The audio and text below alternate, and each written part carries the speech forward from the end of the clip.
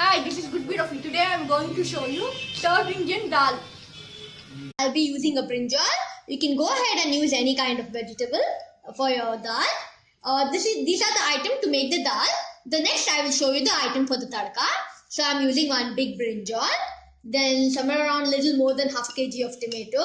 Tomato bring a large quantity of tomato gives a nice taste to your dal.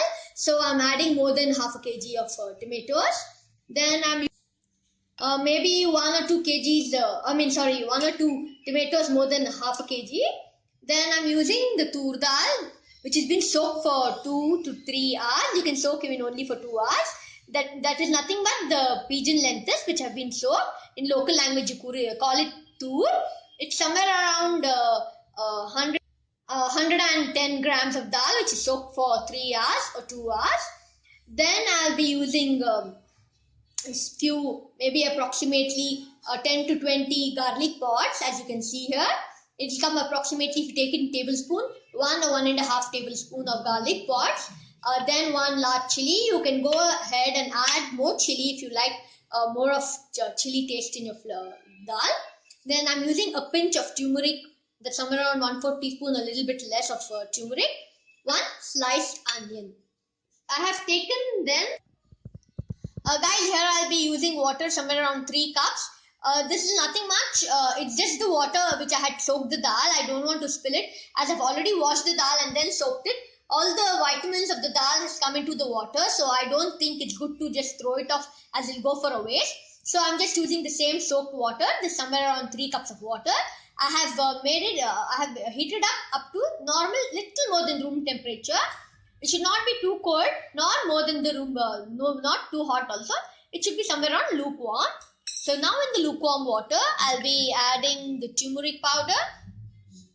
Then I'll be adding 1 chilli, garlic pods, onions,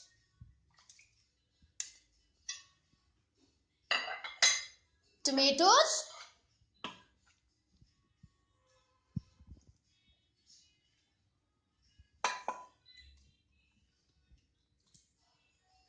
and the juices of the tomato which are left in the bowl.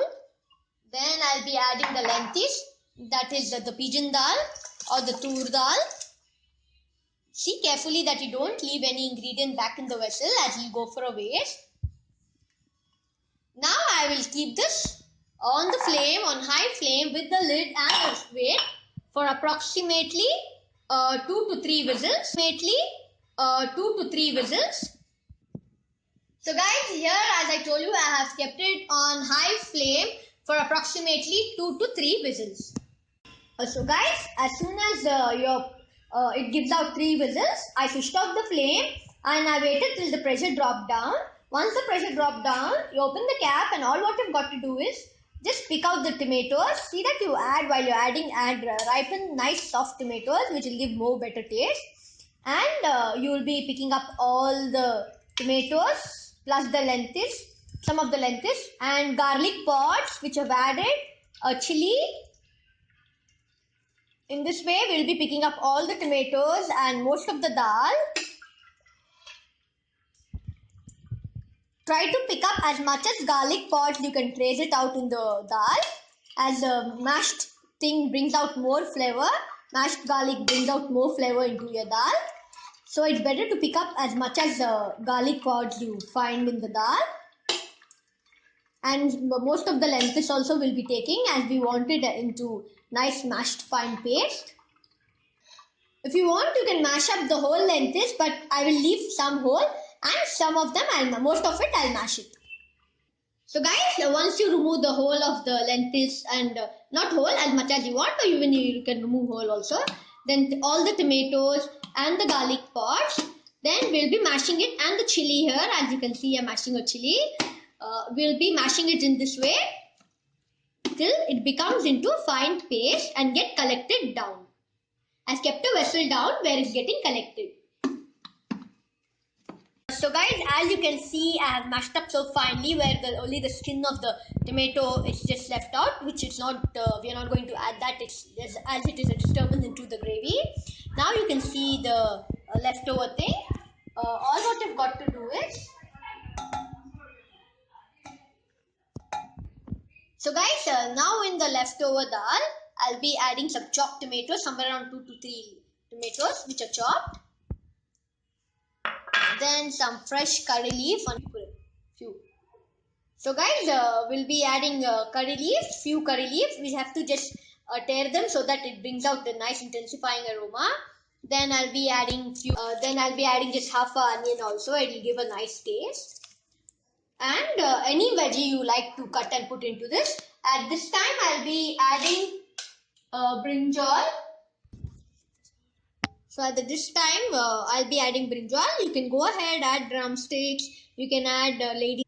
So guys, now I'll be adding the cut veggies. I'm adding only brinjal. You can make it mixed vegetable dal also. Or you can make it only drumstick and all as I told you. Now I'll be adding a pinch of salt. And I will cook this till my brinjals are done. Guys, I'm adding salt to taste. So I'll cook this till the brinjals are almost done. And at the end of it, I have to give it. And in between, I'll be seasoning it. That is, I'll be giving tadka. So guys, now for the tadka, all ingredients you need are, you can call it even as tadka, you can call it even as seasoning or tempering. So all ingredients you need for this process is curry leaves, somewhere around half a cup, or as you can see a few curry leaves, then one and a half onion slice, mostly one large onion slice, one red chilli. You can go ahead and add more red chilli if you like the taste. Then here I have 1 teaspoon or 1 tablespoon of pasted garlic paste. So guys, it's pounded garlic paste, approximately 1 whole teaspoon. Then salt to taste. Some mustard seeds, approximately 1 teaspoon or half a teaspoon mustard seeds. Now we will start with the tempering. And guys, and another thing I have here, oil for cooking. You can see oil for cooking. So guys, take a vessel, add oil. Once your oil is hot, we'll be first adding the mustard seeds. As soon as I add mustard seeds, I'll be closing with the lid so that they don't splatter all over and on our faces also, and very injurious to health. As you add the mustard seeds and you get the nice aroma, intensifying aroma of the mustard seeds, I'll be crushing down some of the curry leaves and adding into the oil. Be careful, this also is quite dangerous. And immediately, after adding the curry leaves, immediately we'll be adding the onions,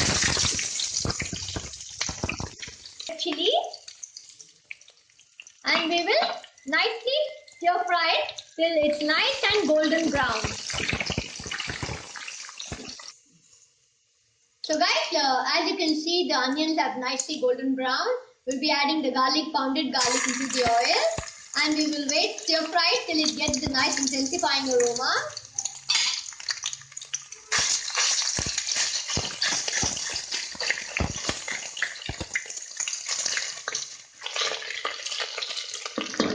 So guys, once